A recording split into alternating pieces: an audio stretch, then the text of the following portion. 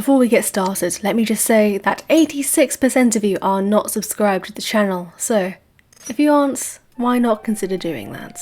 It's a fun time, we play games, we talk about trending stuff on Fridays, and I have some fun announcements to make at the end of this video. So if you want to be a part of the madness, click that subscribe button. But now, what's been going on this week? Let's give a quick rundown on the things that I personally found interesting about this week's Nintendo Direct.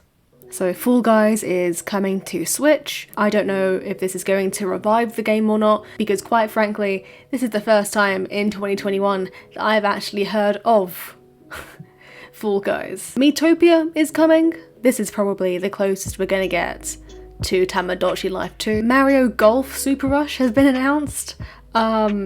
I didn't think we needed this, but we do, and I want it. Look at the ball yeeting everywhere. Oh, that was so sad. Monster Hunter Rise releases for Nintendo Switch on March 26th.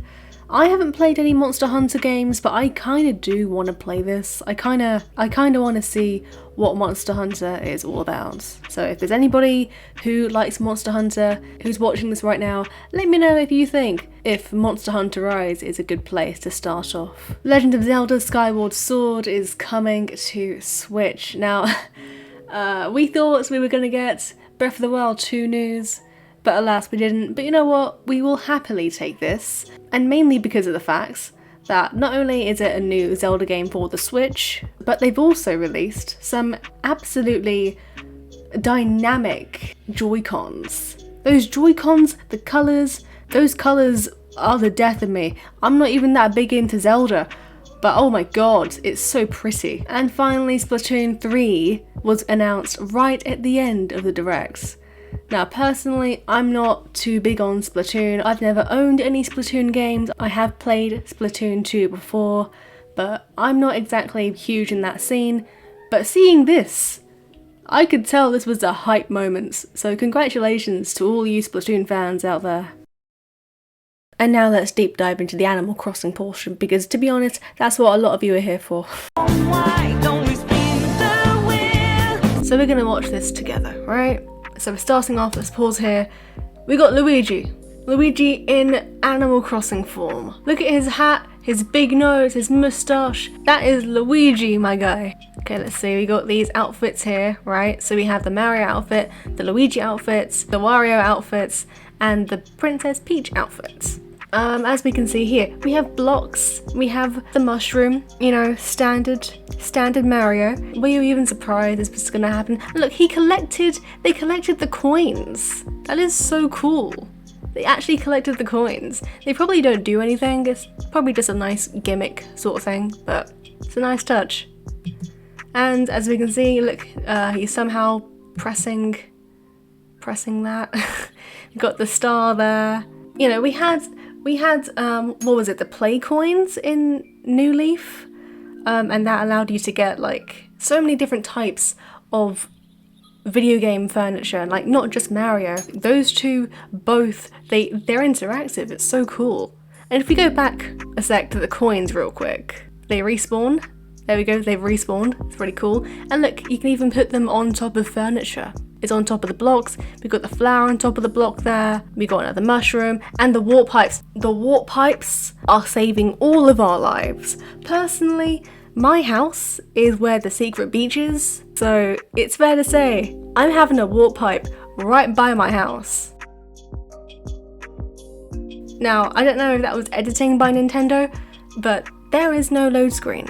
Now, if you know, one of the biggest problems with Animal Crossing New Horizons is the loading screens. It takes so much time.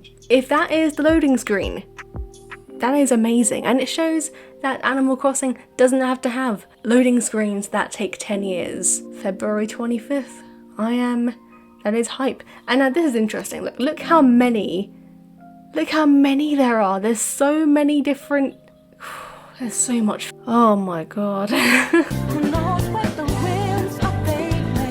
let's quickly touch upon the Dream versus John Swan situation. I'll leave some videos down in the description below if you do want to get more of an insight into what this whole thing is about, because there are videos out there that really do a good job of helping you understand. But for now, I'm just telling you the basics.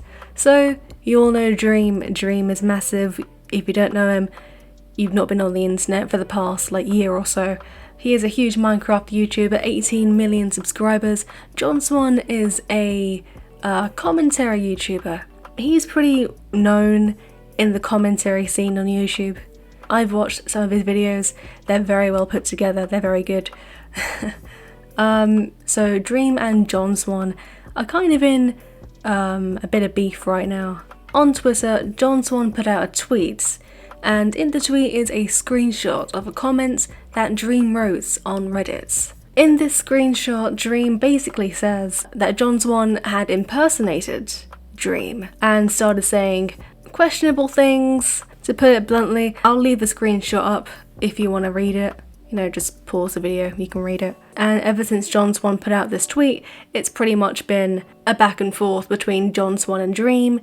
John Swan putting out his side of the story saying that wasn't him, it was somebody who basically had access to John Swan's account, but it wasn't John Swan. And Dream doesn't believe that's the case. Dream believes that no, it was John Swan putting out these questionable messages. So that's pretty much the very basics of the situation. If you're invested, I will leave some videos down in the description below if you want to find out more of the specifics, but that's pretty much it in a nutshell. Oh, hey, you made it this far. Well, I have some announcements that I am very excited to share with you all. First of all, I'm hoping by the time this video is uploaded, channel memberships will now be available. You don't have to do anything with it if you don't want to. It's like £1.99 a month if you do want to somehow maybe become a channel member. Channel members have access to special emojis. I have set the emojis so that they are Marshall themed, because you know we all love Marshall here on the channel. He is best bird, but it's not mandatory. It's not really anything. It's just in case you are interested. So that's pretty much that. Now, the second thing is that the EP that I released on YouTube last month now, that's now on Spotify. I think it's in my description, but the EP is now on Spotify for you to go and listen to, which is very exciting. We also have merch. I have had my photography print shop in my description for a while now, but now I actually have proper YouTuber merch if you did want to buy merch for this channel. So now there's two pieces of merch you could potentially get. You could either get yourself some actual YouTuber merch for this channel, or you could go and get one of my photography things, you know? You got a choice now, you got a range, and that's very exciting as well. Since we're talking about announcements, obviously the podcast has been going for the past couple of weeks or so. I do have a Twitter for that as well, if you did want to follow that. And obviously all of my social medias in general are linked in the description below on every single one of my videos. And yeah, that's pretty much it. I admit the channel's been a bit of a mess recently. I'm just sorting things out, but if you stuck around, I really appreciate you. And if you subscribed, I really appreciate you. I appreciate you all.